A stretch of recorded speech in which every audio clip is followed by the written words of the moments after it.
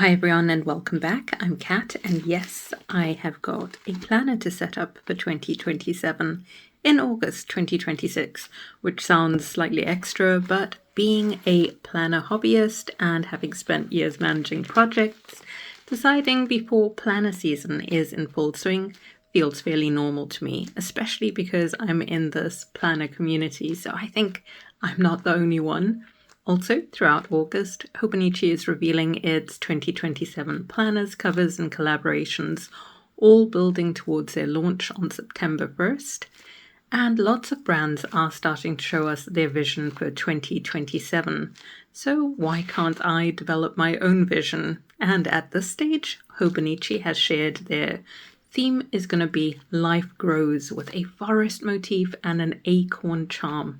Their full lineup will be revealed by August 25th.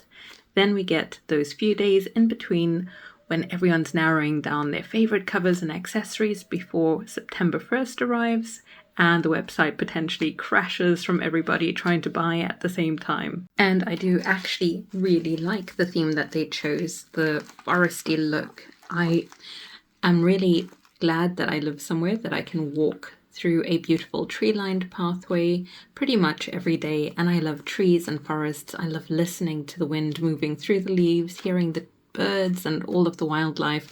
My dog loves looking for squirrels in the trees, all sorts.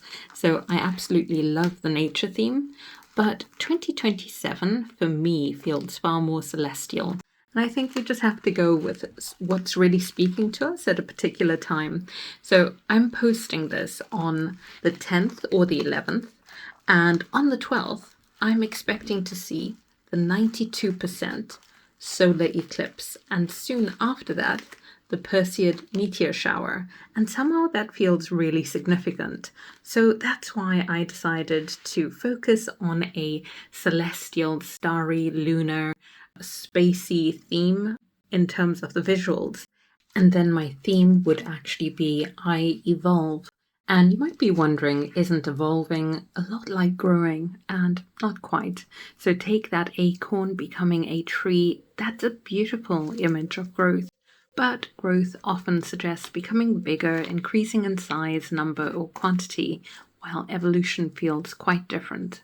It's about actually changing form and adapting, becoming better suited to where you are and where you're going. You can grow by learning more, and I absolutely still want to keep learning, but in 2027 I'm more interested in what happens after you've learned something. I don't necessarily need to collect the lessons on and on. I want to connect the dots between the ones I already have, understand them differently, and use them to make better choices. I feel like the past few years have given me plenty of life lessons, some of them quite hard, especially health-wise. And in the new year, I want to actually do something with those lessons, make choices that move me closer to the life that I'm creating. And that's part of why the celestial theme makes sense to me.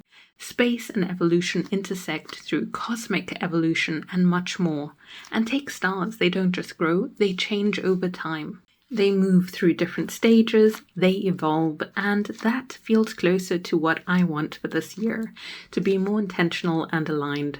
So in 2027, my visuals are all going to be sort of cosmic, celestial, and in terms of my theme, that evolution, some things can leave my orbit, other things can move closer in their trajectory, and some things can change form entirely. So that's my theme. Let's actually get to the planner that I'll be setting up. So 2027 will be my second year with the Kinbor A5 Techo. And back in October 2025, I had bought my first one as an experiment. And it fits perfectly in my old planner cover, which happened to be a Hobonichi. So you can see that clearly the covers have changed. So I had gone for the plain black one in 2026, and I was thinking of going for it again in 2027 because I do like that look, but I had reasons for going for the Zodiac. So in terms of the way that it's been working, I originally started out with doing my daily logging quite loosely, and then I decided to go with the captain's log approach, which is more memory keeping. So rather than using this as an active diary, I was using my pocket notebooks and other notebooks where I could be rough and ready and sort of like brainstorm in them. And then when I finished doing all of the stuff that I wanted to do in the day, I would actually distill it and sort of collate it over here. And that became the new system for this. So it looks really neat for a reason. I mean, I could never keep something this neat looking if I was using it in real time. When I'm doing real time, those particular notes are very, very rough. And the format that I developed was to put down my tasks on the left here and then have the recap of the actual day along there. And then I can also add anything else in that feels relevant to the day. So I really like this Etsy card, and I have a bunch of cards by this creator, and I'll put her details in the video description. But I then also decided that I wanted to do things like weather. I'm not the greatest at actually updating this one, so the good thing is there are apps that you can look at to see what the weather was like on the day in your area, so I can fill these in retrospectively. And like I say, it is about memory keeping. So my sunrise over there was 04:58, sunset 20:52, moonrise 09:05:24, moonset 23:58, and then we have got a waxing crescent for the moon. So I like that it keeps moon phases, and I just draw the circle there, and the crescent is going to be that shape there, and everything else can be colored in. And that is really the format that I've gone with for the Kinbor. So you might want to use it entirely differently. I like this format because it keeps me motivated to actually write in it, and as I flip through, it helps me get a real sense of the day far more than my really rough and ready notes, because I would scribble all sorts of things in my notebooks, and that really works for me as I'm doing things, but it doesn't really motivate me to look back through my day. And this here is actually a really nice way of reviewing things that have happened to me. And the whole thing of doing the weather, well, I've got that it was raining that day, it adds atmosphere to the things that I actually put down as a sort of narrative over there. And if this amount of space is not enough for me, I just tape in an extra page as well. So as far as daily pages go, I am going to keep this format in this new Kinbor in 2027, but because I'm calling it Captain's Log, rather than having log here for the tasks and then the recap, I'm just going to have Captain's Log over there for the really detailed bit, and I will have the tasks on this side. And I will say that, of course, Captain's Log isn't something that I've termed. I've heard quite a few fellow Trekkies in the planner community use it for memory keeping. And I thought, yep, I really like that, especially because I was using log over there. But the moment they said Captain's Log, I was like, oh yeah.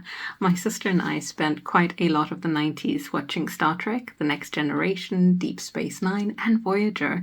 And after spending rather too much time recently absorbing dystopian science fiction in books and on screen, I've decided I'd quite like some more of that optimistic 90s Star Trek vibe. I want that back. So aside from the Kinbor, I'll probably be looking around my stationery for things that fit the space theme. But I'm shopping what I already own first. As much as I like focusing on positive things, I'm also a pragmatist, and I suspect I'm not the only one feeling the cost of living at the moment. So my theme isn't an excuse to grow my collection. If anything, I'd rather evolve what I already have. So that's already starting my 2027 with the idea of repurposing things, moving things around and using things differently, and only adding something if it genuinely helps. If you notice the angle of the camera changing in between it's because I've had to pause and just wait for noise to die down outside. I've had so much noise in the neighborhood, and yeah, it's so typical, isn't it? I felt like today was sort of quiet and I'd be okay, and then the moment you start recording, it's like all these noises. Anyway, so if you've heard about the Kinbor before, you might have heard that it is a dupe of the Hobonichi cousin or Techo, and that is one of the reasons I got it. But now that I've actually used it for all of 2026 so far, I don't actually just see it as a dupe any longer. So the format is definitely recognizable, and we'll do the flip through. You've got what you'd expect in terms of the calendars, and obviously you've seen the daily page, you've got the monthlies. It doesn't have weeklies. So they do these weekly planners, and they've got quite a variety. I was tempted to get one, but I never end up using a weekly planner. But if that's what you're into, they look affordable as well. Alright, so the other thing that they do is this instruction leaflet, which I went through last time, and it feels, I'm guessing this is the instruction leaflet, it's so much thinner this time. I wonder if they decided not to give us the full calendar that they did last time. Oh no, there it is. So there's a full calendar. I'll try to zoom out a little bit so you can see more. Sorry for the wobble. But this is a full A4 size. And the paper, though, is a lot more like standard paper for the instruction leaflet. So that is different from 2026, which was a lot thicker. So I would say this is probably about 3 times thicker than the standard paper there. But I don't really mind because I didn't use the calendar in the end. Also, I think this is far more than an A4 size. So if you liked that huge calendar, this one is smaller. So it just doesn't have that section.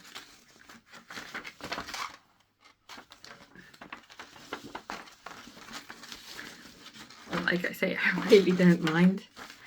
And I kind of prefer this size. Now, I do wonder how come they didn't use the goat for all of these bits here, because this almost looks like a teddy bear, and the theme for 2027 is a goat. And over here, they definitely used the horse, as you can see. So, I wonder. But the instructions are on the other side. And what I did last time is I actually held my Translate app over it and just read the translation. So it's all in Chinese, which it is a Chinese planner. And when you use the Translate app, I use Google Translate. You can use any app that translates font. It gives you quite detailed instructions. So you've got a yearly calendar, a daily checklist, monthlies, the yearly overview, and then the daily page that you're very familiar with from what I showed you. And then you've got your back pages. So let's have a look. Interestingly, the cover feels thicker. So they've gone thinner on the calendar, but they've gone thicker where it matters. Editing Cat here, just to let you know that that thicker cover means that this does not fit into a Hobonichi cover without you having to really squash it now, unlike the last one. Also, it does not fit into the Midori A5 Codex clear cover. I don't know if you can see that. Yep, definitely. And it's got a faux leather feel, which this sort of did, but again in a very thin way. And this here feels more grained. So the goat is the 8th sign of the Chinese zodiac. People born in goat years are gentle, kind, and artistic. Oh, they know me so well. It stands for peace, luck, and harmony. So we've got 2. Do we have 2 in here? I had to remind myself whether I had any bookmarks, because obviously I have the... Oh, I pulled the bookmarks out. Because I've got the bookmarks, so ignore me. I've got the bookmarks in the cover from the Hobonichi, and I didn't need 4, so in the end I pulled out the 2 bookmarks that were here, and I now remember there was one black one and a sort of brown one, so neutral colours. I was like, oh wow, they've got something new. No, they don't. So they had 2 bookmarks last time and they've got them now. You can also see how much the thickness changes, because I've been in here since January and the size has almost doubled from writing in it. And I can squeeze it down, but I think it's quite visible. So when I first moved into this Kinbor, I was looking for something that had a Hobonichi format but had the paper that was more reliable, and I heard about this. Now I don't even think of it that way. I just think of it as the Kinbor and my go-to journal. And I would be really disappointed if when we do the paper test, the quality has changed. Because imagine that. I'll be so upset if another brand has done that to me again. You know, it can happen, can't it? Anyway, so front pages, really plain, and then you got Zodiac ones. And I'm glad that I didn't go for the previous Zodiac ones. I only want this one, and then I think in 2028 I'll go back to the plain again. This has got a finer faux leather feel, and this has got a grained one, so you definitely feel that. And then the detail on here is quite lovely, so this feels much smoother. Is it called debossed when it's deep in rather than embossed? This is sort of like into the page. Although the cover is thicker, this page is actually thinner in the 2027 than our current year. The paper quality is feeling very promising. And the first thing you have is the calendar. So the same layout. You got the last year on the top left, you've got the future year on the bottom left, and then you've got your current year on the right. So 2026 for our current one and 2027 on the new one.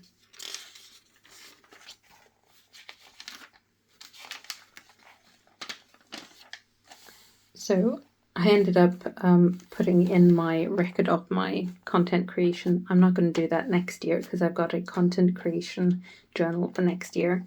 But I decided to log what I had recorded when, and that went into here, which is not really what they recommend, or not recommend, but they have some suggestions.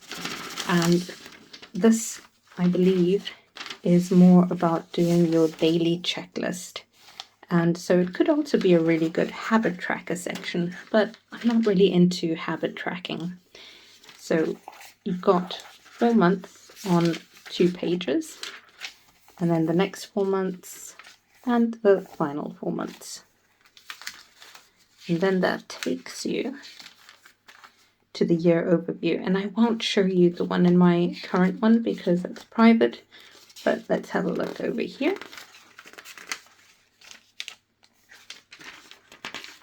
Hang on, did they do away with it? Or have I got the sequence wrong? I could have the sequence wrong. Oh, yeah, they've changed it slightly. Let's have a look about the sequence, one moment. Okay, so no, they haven't changed the layout in terms of where the plan of a new year is, but I don't like what they've done here. So the plan of the new year before didn't have the little calendar within it. It was just space. So what you had was a blank space at the top, and then you had your 12 months sort of like from that halfway section. And I really like that. So I will show you from one of my previous videos when this one was blank to show you what the difference is. But yeah, I'm not that keen on this change for 2027. Okay, so this is not different, and I'm really glad. This is the overview for the month. So you just have the first month, and then a page that's lined for you to fill in whatever you like. And you've got a quote in Chinese. It's not full of quotes, so you'll notice you've got full space on the daily pages. The only time you come across the quotes is 12 times in the year, once a month on the first day of the month. So for the overview, and you can again just use your Translate app, hover it over there and get an idea of what the quote is saying. Of course, we've got the daily pages there, and you know that the way that I use it in terms of putting my log over there and my tasks over here and the weather there, and you've got your calendar in the bottom corner. So we're going to go past all of these daily pages, 1 page per day, and come to the end, and you've got blank pages over here. You've got quite a few of them. Oh, they've actually numbered them, so they didn't number it last time. So perhaps they've listened to feedback and numbered those. So they've got 17 blank pages at the end of your actual diary and your daily pages. And then after that, you've got a schedule, so a repeated schedule that you can look back on. You've got your gift list, and you've got a 21 days plan, a favorites. I think there's 100. They're not numbered, they just put a little box there so you could fill the numbers in, or a little tick. And then here they've got eye exercises. It's all in Chinese, so I haven't referred to it, but you've got your eye exercises, you've got your encyclopedia, you've got measurements, all sorts. And then here is a map of China and world map.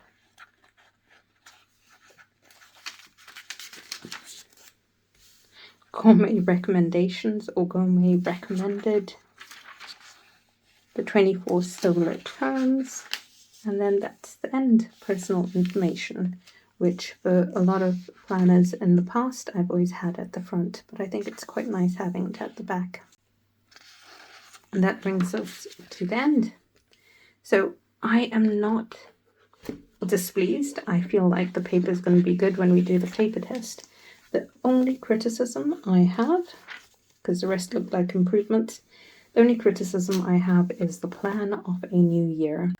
I can see that on the 1st of March, I didn't fill in anything other than a quote. And then I had intentions of doing a retrospective in there that I haven't done. So that's actually useful for us, because I'm going to use that as a pen test page to compare the 2026 with the 2027. Now for the 2027, I'm going to do the pen test on the 21-day plan. So first up we have fountain pen. This is a Sailor, I can't remember if it's fine or extra fine.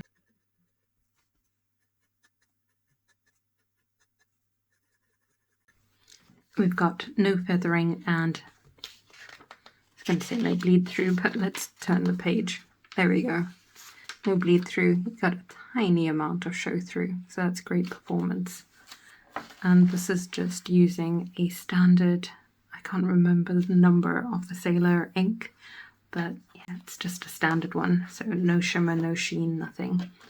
And along here. And so no bleed through, of course, because we're happy with this paper. So the fountain pen is performing beautifully. We'll use this Esterbrook scribe nib that is on a Jinhao dragon pen, because I just really like this dragon pen, and I sold on the Esterbrook with a medium Esterbrook nib and kept the scribe one because I do like that, especially ground one from Josh Lax. And you can see that's laying down lots and lots of ink. And I have got Pilot Irishi Izuku Takesumi in here. So it's nicely saturated. And you can see a lot more ghosting. But again, no bleed through, just show through. So, of course, this is just going to perform grade 2, and then I can probably stop doing it in here because you know that this one performs really well. And all I wanted to know is whether this one performs as well. So Esterbrook Scribe, nib, doop doop doop. All good. Okay, so if you are interested, then the gel pens are absolutely fine, but if you don't want to take my word for it, we've got a red one over here. This is a 0.7 Energel in red, and here we go.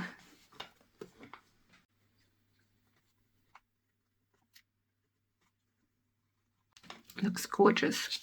Actually looks really good. And you've got some show through, but yeah, not much. If you're thinking you use permanent pens and would like to know what that looks like, then we have got this uni pen in black. So let's try a few uni pens. This is a 0.2, so it's quite fine. Doesn't show much at all. And then we've got it in a brown, and this is a brush pen, which is a permanent color because it's from Unipin. It's a brush fine. So I give that a go. Looks really good. I think this is hardly going to show because it's another brush and it's in grey. There we go. So performing really well. So this is 52 GSM Bachuan paper, and I just find it brilliant for most things. What I don't use on it is alcohol markers, but I mean that goes without saying because this is not the type of paper for an alcohol marker. It will just show right through onto the next page. It doesn't bleed through onto the next sheet, but it definitely would just leave a really bright streak across here. So yeah, no alcohol markers, but other than that, I haven't had a problem with anything else I've used. But then don't take my word for it and start loading it with loads of water and watercolor. They don't really, even Hobonichi doesn't really hold up to that. But I have used acrylic. Again, it's not meant for huge, big acrylic markers, but if you used an acrylic pen, quite a fine one, it looks good, yeah. So a quick note about when I left the Hobonichi and moved into this Kinbor, I wasn't intending going back, and then a few people told me that they were so pleased with the 2026 Hobonichi planners, and there was not the same problem that I had experienced in 2025 and 2024. So I decided to give Hobonichi another try, and I bought the 2026 Mothballs A5 grid notebook, and unfortunately mine feathered and bled through as well, and you can see that in my Japanese paper comparison video where I tested 15 different Japanese papers for ink swatching.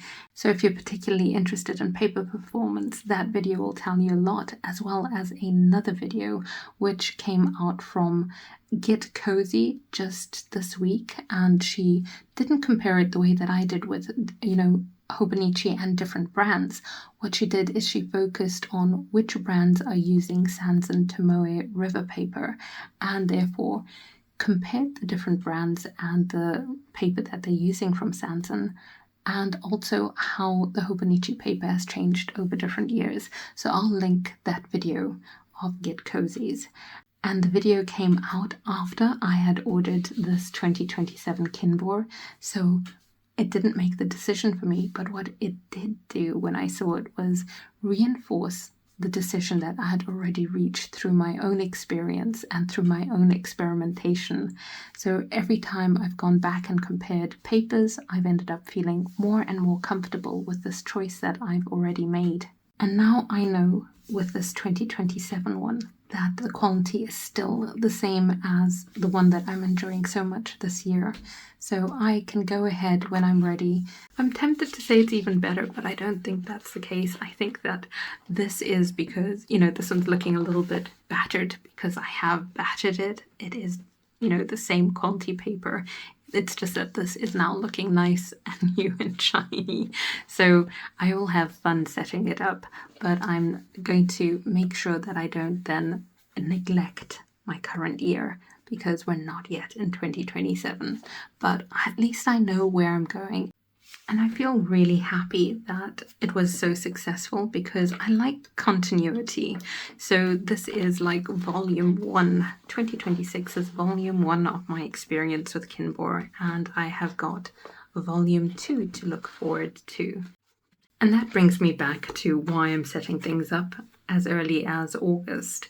Well, that is because I always feel that I want to do things before somebody starts selling me solutions. And I hope you don't see me sharing this experience of mine as me selling you a solution, for example.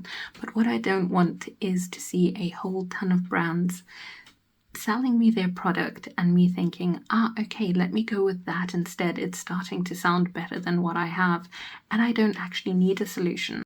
I needed a solution in 2025 when I was struggling with bad paper, and I found my solution. So 2026 was great. The paper and the journal weren't the problem.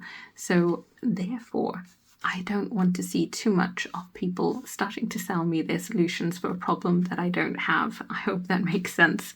So I've effectively already written the brief to prevent me from going astray, and I've reviewed what worked in 2026. I know what job this planner has for it ahead in 2027. I know what format I want. I know what paper works with the pens and inks I use, and I already use the planner in a way that meets my requirements. And I find that really useful for keeping me on track as we reach August and September and hear more and more tempting things about accessories and journals and covers and everything. And now that I have everything and I will be happily setting it up throughout August, I can genuinely go ahead and watch people's haul videos in September, their setup videos, their pen and ink decisions, and none of it will influence my path, my plan. And yeah, I can enjoy and cheer them on with their plans. In the past, I've often gone into planner season looking for something, and this feels a lot better entering planner season with my own decisions already made.